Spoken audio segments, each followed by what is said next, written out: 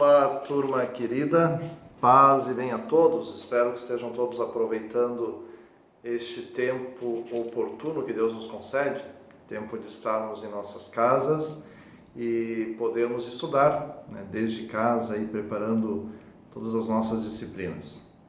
Como toda segunda-feira, estamos aqui de novo, ou melhor, eu estou aqui, vocês estão em casa e espero que possam acompanhar bem a nossa aula de hoje.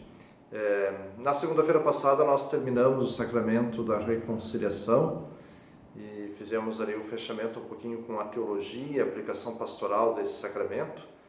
De uma forma geral, as respostas apresentadas elas foram boas, foram satisfatórias, algumas um pouquinho confusas, tipo assim, eu perguntei quantas maçãs tem na cesta e alguns me responderam que as laranjas estavam verdes, ou seja, não sei se não entenderam o que leram, se talvez não leram, enfim.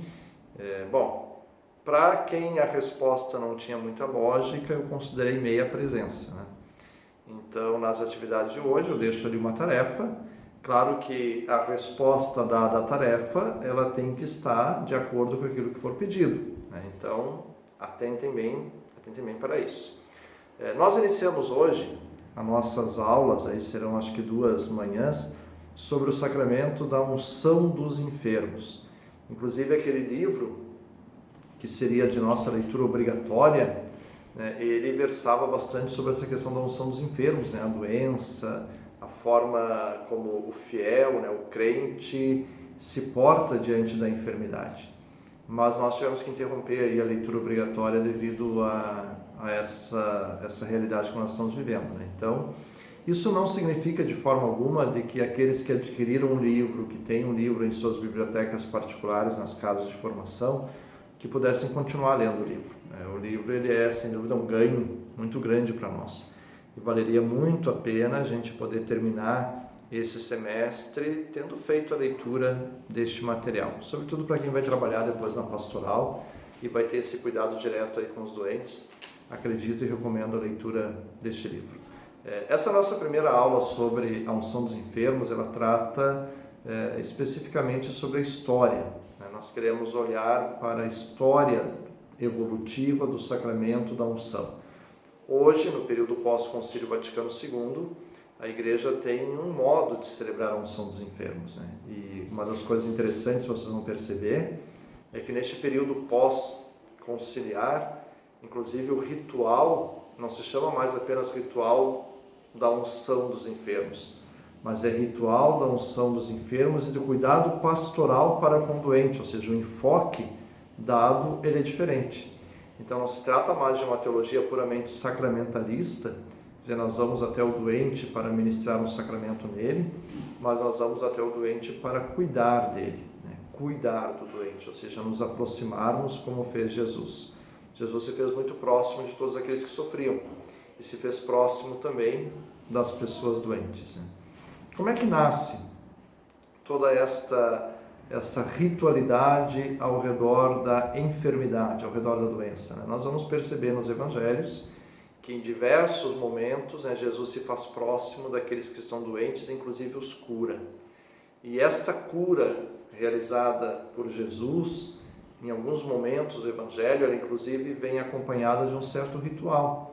Vocês vão lembrar, por exemplo, que aquele cego que vai ao encontro de Jesus, Jesus cospe no chão, faz ali com a saliva uma espécie de lodo, enfim, e com aquele lodo Jesus então unge os olhos daquele cego que passa a ver.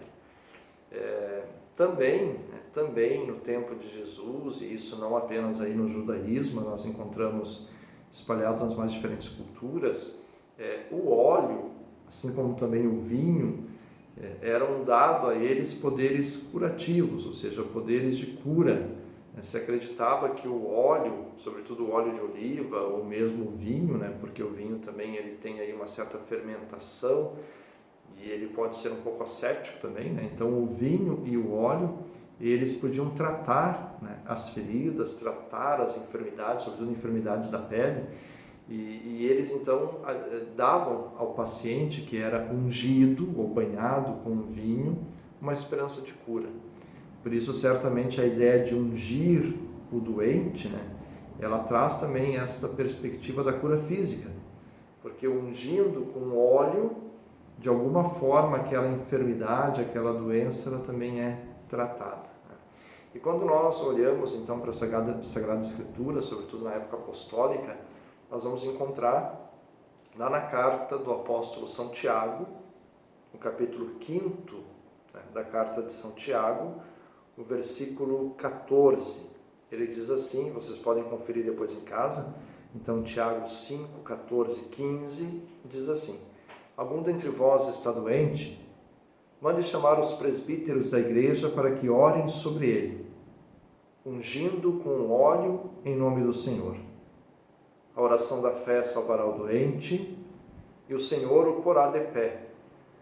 E se estiver cometido pecado, estes lhe serão perdoados. Confessai, pois, uns aos outros os vossos pecados e orai uns pelos outros para que sejais curados.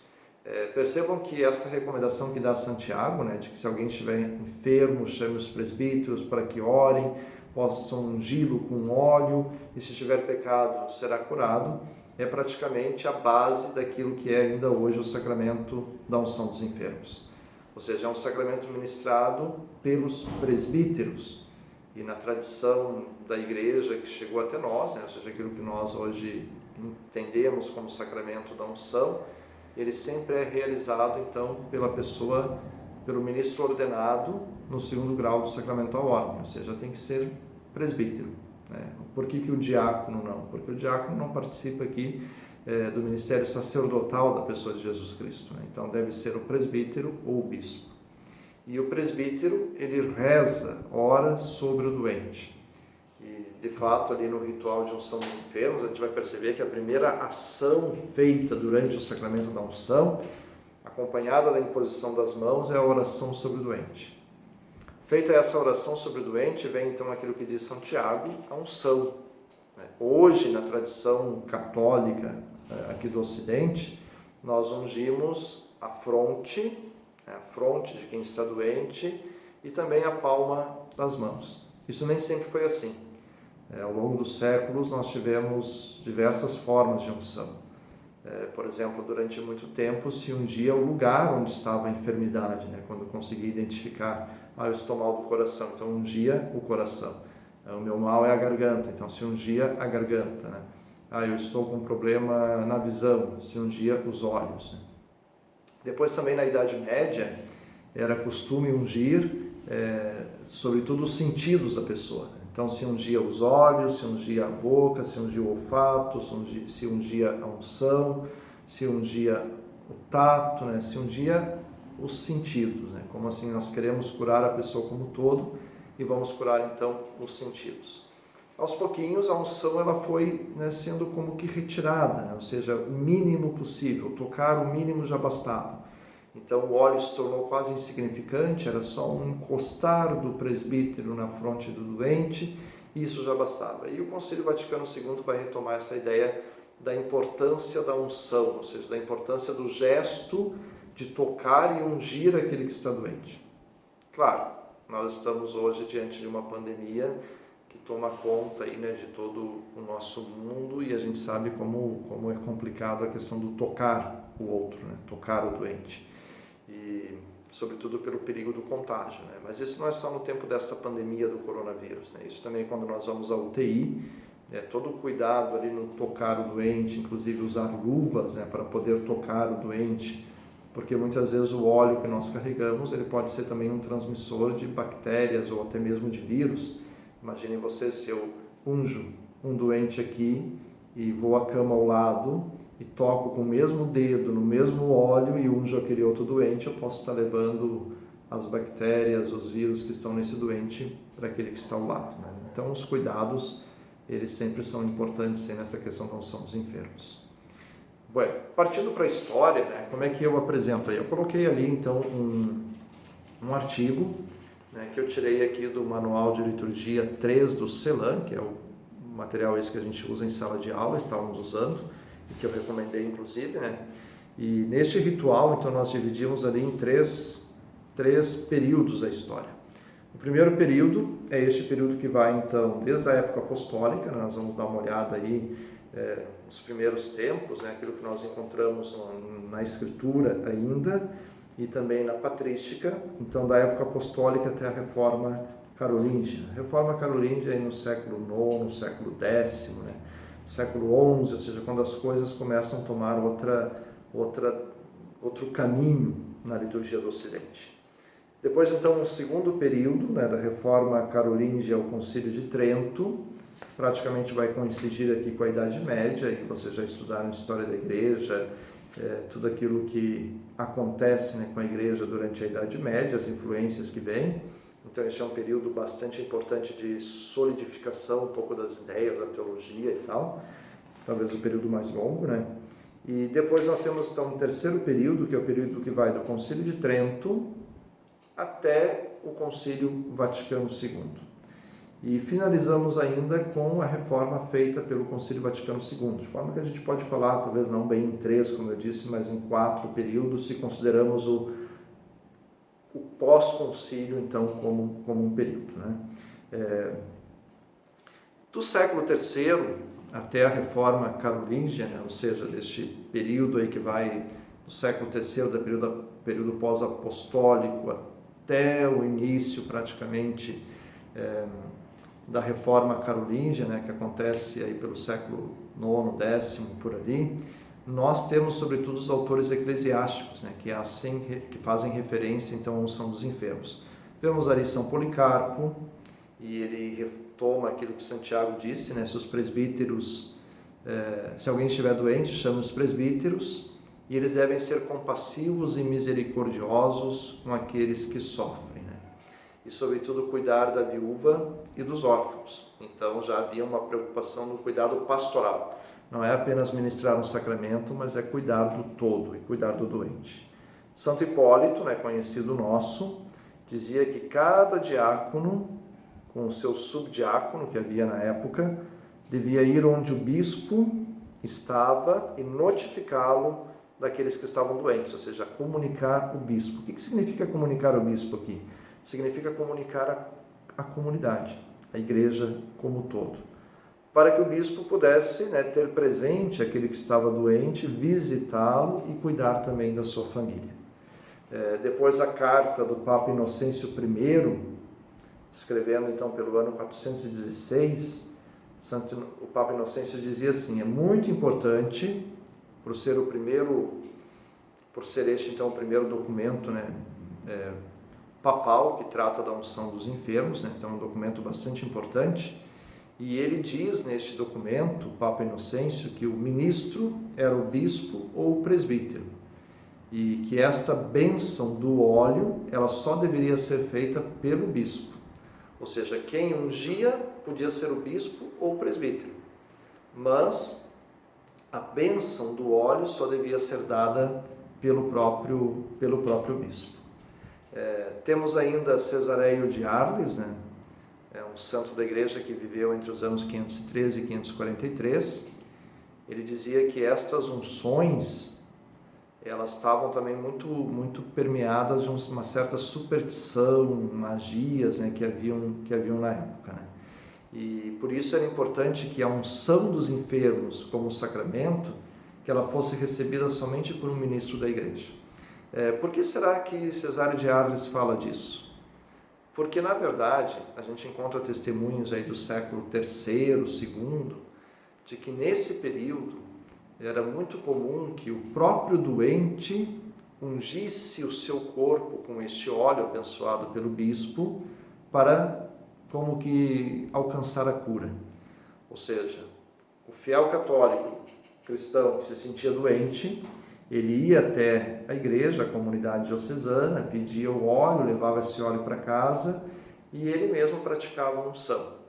Então, Cesário de Arles aqui já começa a ver que existe um certo misticismo ao redor disso, né? E por isso é importante então que o ministro da igreja ungisse. Depois nós temos Beda, o Venerável, né? Que vive aí pelos anos 672 a 735, e ele comentando um pouco os escritos de São Marcos, também esse texto que nós lemos de Santiago, ele fala e chama a atenção para o fato de que esta unção não só traz a cura, mas essa unção também perdoa os pecados. Então, junto com a unção vem a remissão dos pecados. Aliás, na carta de Santiago que nós lemos, estava bem presente isso, né? E por trazer esta remissão dos pecados, então ele vai reforçar a ideia de que deve ser de fato o ministro ordenado, né? E assim vai se consolidando até o século IX, até chegarmos então ao período da Reforma, e aí ele toma a estrutura praticamente que ele tem hoje, né? Na Reforma Carolíngia, no século XI, então, né, se dá de fato uma mudança na concepção, no sentido, na aplicação, na celebração, uma afirmação do ministro, do sujeito, um ritual próprio, uma prática litúrgica bem definida. E a novidade não está tanto na bênção, senão nos ritos de aplicação. Ou seja, a bênção com a qual nós consagramos este óleo, abençoamos o óleo, ela vai se formando, se concretizando nesses primeiros séculos. A partir do século XI, o que se toma então a centralidade do sacramento é exatamente a forma celebrativa, o modo como se fazem as unções. Nós encontramos aí 3 rituais. Os rituais chamados do primeiro tipo, né, que são os rituais mais antigos, que vão até o século VIII.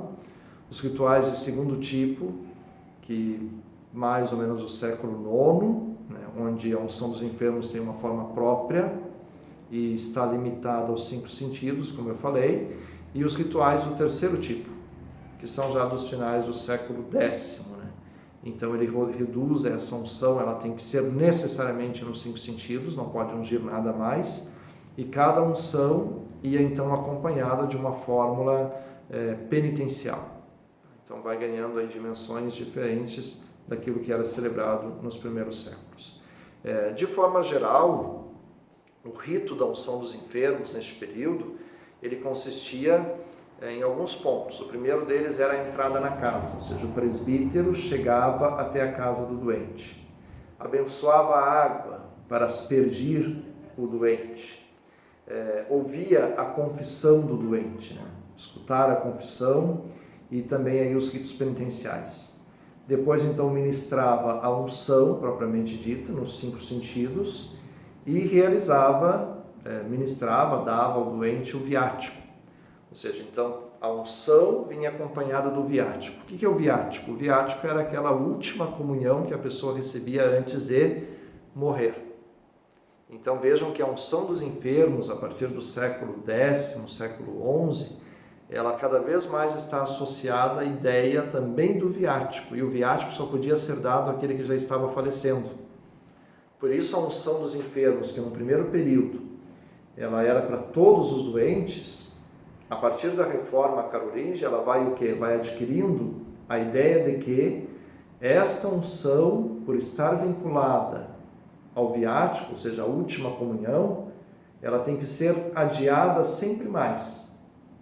Sobretudo porque ali também vai se ouvir a última confissão, se dar o perdão dos pecados. Então, quanto mais tarde, ou seja, quanto mais perto da morte for ministrada a unção, tanto quanto melhor.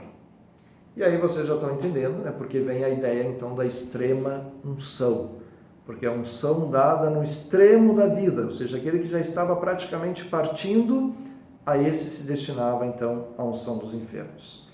E algumas vezes, né, dependendo aí do caso, do doente, da vida que havia levado, também como último rito se fazia então a imposição das cinzas sobre o doente. Seria ainda um rito penitencial, né? A maioria desses ritos, eles vão entrar no pontifical, né? Quem estudou a cadeira de liturgia fundamental vai lembrar o que é pontifical. Elas entram então no pontifical do século XIII e vão entrar também, vejam só, nos livros franciscanos, né? Aparecem ali nos livros franciscanos este período, todos esses ritos aí que eu descrevi. Do século XI até o século XV, este grande período aí que vai, né, de 1500 anos mais ou menos, se inicia então o desenvolvimento de uma verdadeira teologia. Aqui já a preocupação não é mais tanto com o rito, nem com o ministro, que já se definiu no primeiro milênio, mas a preocupação maior agora é praticamente com a teologia. E essa teologia ela vai se firmar sobretudo nas tradições antigas, né? Naquilo que se tinha lá dos séculos 6, 7, 8, em cima também dos rituais que surgiram. Referências eclesiásticas deste período, nós temos Pedro Lombardo, de 1095 a 1160, né, mais ou menos seu período de vida. Ele vê a unção como a unção dos moribundos, ou seja, aqueles que estão de fato já quase padecendo, né? A finalidade é o perdão dos pecados, a primeira finalidade, segundo Pedro Lombardo, é o perdão dos pecados, e a segunda finalidade, então, seria a cura. Vejam como o sacramento, né, da unção dos enfermos, ele vai se desviando daquela intenção primeira, lá do início, que era exatamente a cura, talvez não somente a cura física, mas também a cura interior, no sentido da esperança, né, do recobrar o ânimo, mas aqui, para Pedro Lombardo, já o primeiro efeito não é a cura, o primeiro efeito é o perdão dos pecados. Pode ser que traga a cura também. Santo Alberto Magno, de 1206 a 1280, para ele a unção é o sacramento dos que estão em perigo de morte. Específico desse sacramento não é o perdão dos pecados, senão apagar todas as penas temporais devidas pelo pecado. A cura corporal é um efeito segundo. Por isso também se incluiu no ritual da unção dos enfermos depois, posteriormente, aquilo que a gente chama de indulgência. Além do perdão, se apagavam as penas também.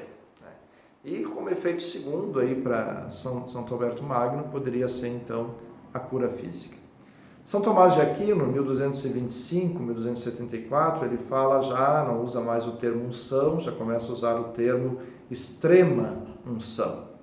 E ele não parece entender que seja apenas um sacramento para os moribundos e os agonizantes, mas ele fala já de um sacramento que pode dar um fortalecimento espiritual, que vai tirar também os resquícios do pecado que ainda sobraram no penitente ou no pecador. Vai fortalecer na fraqueza. E um efeito ocasional, então, seria o perdão dos pecados. Um segundo efeito seria a preparação para a glória. Então já teria aqui um forte acento escatológico, ou seja, para São Tomás de Aquino, esse sacramento está como que uma encomendação para a vida futura. Pensando já no depois. São Boaventura, de 1217 a 1274, dirá que o efeito principal da unção é o perdão dos pecados, mas os pecados veniais, que acabam então impedindo a entrada daquele que está doente na glória. O Beato Duns Scoto, 1265 a 1308, fala da unção como meio supremo para abolir as faltas veniais, mais ou menos como pensava São Boaventura. Papa Inocêncio III considera a unção como continuação da penitência. E se chama, então, ele vai chamar pela primeira vez de unção dos enfermos, Inocêncio III. O Concílio de Lyon, em 1254, afirma que se trata, sim, de uma extrema unção, dada para aqueles que já estão falecendo. Depois o Concílio de Florença diz que os sujeitos são os doentes cuja vida está em perigo e que os efeitos são a cura da alma e do corpo, se assim convém a Deus. Do Concílio de Trento até o Concílio Vaticano II, vai se firmar sobretudo essas duas posturas, os reformadores e aquela resposta que a Igreja vai dar a partir ou através do concílio.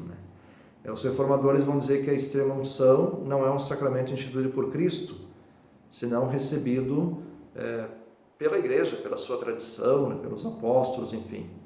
E Trento vai dizer que a unção é um sacramento porque foi da vontade de Cristo e que se deu com o mandato dado, da missão aos 12 de ir a todos os doentes também.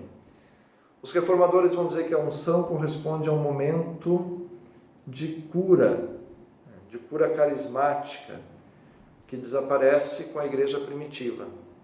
Ela não confere a graça, não perdoa os pecados, nem cura os enfermos.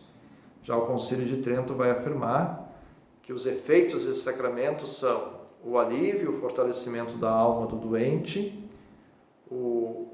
e aumenta, né, sua confiança em Deus para suportar melhor o sofrimento e a enfermidade. O segundo é efeito, sim, do sacramento da unção dos enfermos, o perdão dos pecados, e ele acaba extinguindo, né, acabando com as sobras, as relíquias do pecado. E o terceiro efeito, segundo o Concílio de Trento, é a cura corporal, se isso convém à saúde da alma. Os reformadores dirão ainda que a Igreja não respeita o rito, nem o pensamento de Santiago, já que não reserva aos doentes e não tem atenção, não tem a oração da fé.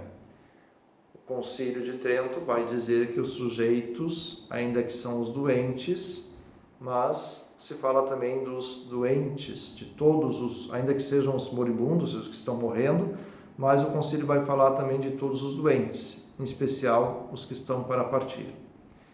Os reformadores dirão que o ministro da unção não é somente o sacerdote, senão o ancião da comunidade, ou seja, aquele que exerce um certo privilégio, vamos dizer assim, pela sua experiência, né, pelo seu tempo junto à comunidade, o irmão mais velho, que aliás é o que significa também a palavra presbítero, e o Concílio de Trento vai afirmar que o ministro é o presbítero, né, sem fazer então nenhuma referência à prática anterior.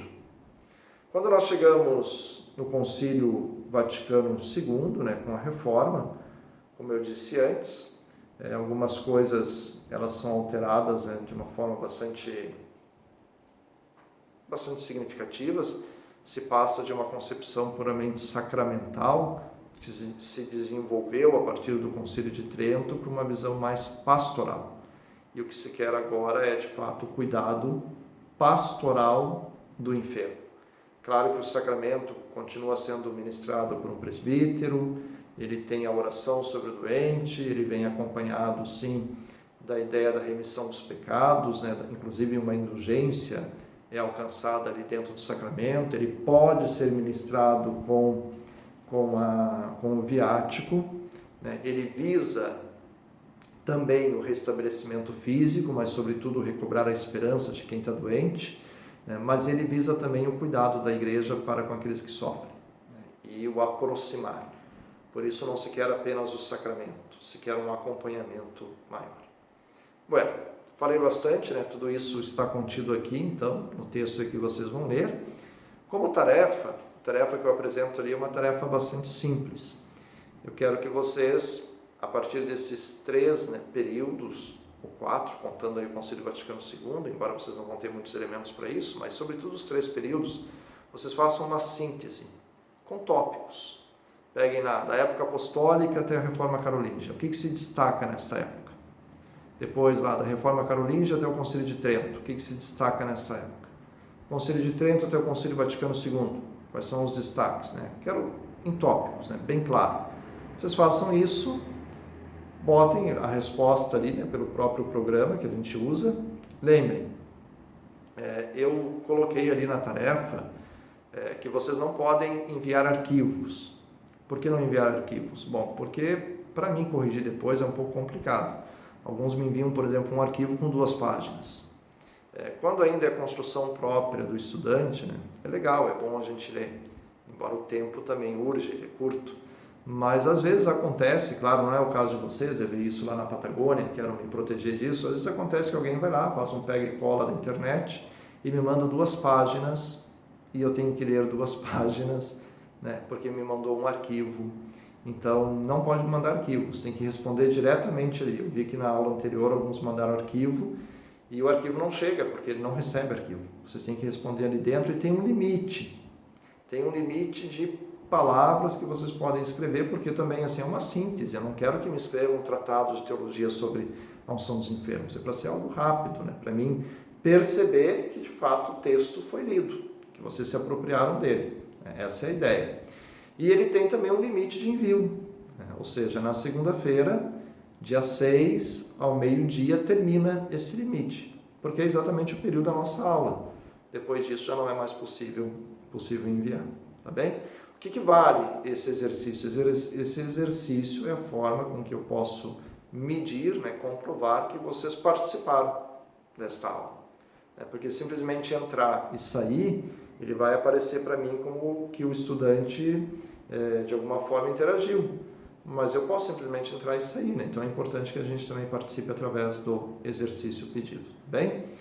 O esquema aí no Moodle está bem fácil, né? Eu começo apresentando ali a catequese do Papa Francisco sobre a unção.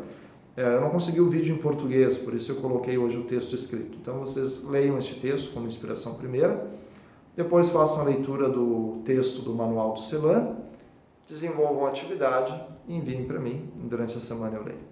Aproveitem bem a semana, estudem, aproveitem para as leituras também, né? O livro este não é mais leitura obrigatória, caiu, mas quem quiser continuar lendo, vale a pena. E semana que vem a gente se encontra aqui de novo.